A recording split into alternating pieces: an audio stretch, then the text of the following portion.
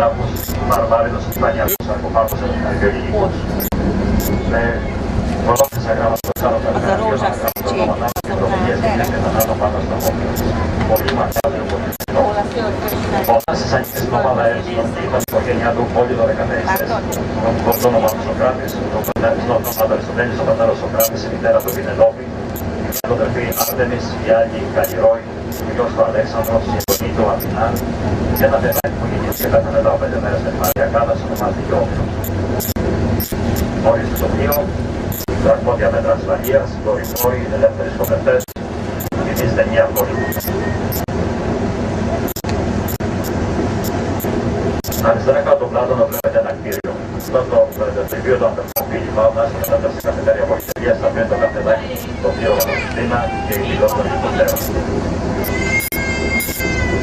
Υπάρχει το κατάστρωμα της Προκήτας, είναι στοχισμένο με τον απόψε των απευθεία των Αγιαλών, του Κάστρο και του Κάνα. Αυτό που θα βρήσει είναι πάνω στην Προκήτα ένα μεγάλο πτυχίο και κατασκευαστεί λιπός με άμπρος, το ιερότερο σύμβολο των αρχαίων Ελλήνων με μαύρο πόσο του κέντρο του Σάου Σεβαστιάου της Βραζιλίας. Το μέτρο σημαίνει συνέχεια της ζωής και ο κύκλος της ζωής. Στο πέσιμο μέτρο είναι το μεγαλύτερο περσικό χειροφύλλο καλή του κόσμου, τρώγοντας την οικογένεια στον ονάσει.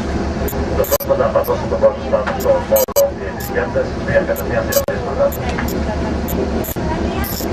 Περασμένα μεγαλεία. Τι θα γίνει τώρα που δύσκολα οριστικά από τους σκορπιούς να σημείο αναφορά στο το πλανήτη.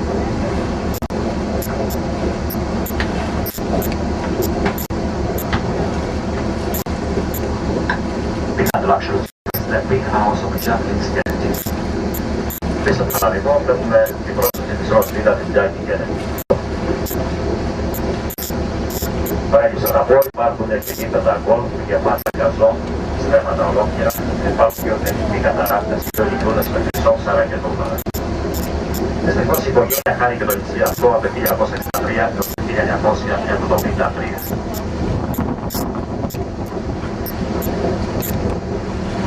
Μετά που λένε οι δύο κατά Γιώργης δεν είχαν συμφράγω στην άκρη και τα τρόλα. Η ζωή είναι μικρή, κάθε μέρα περνάει.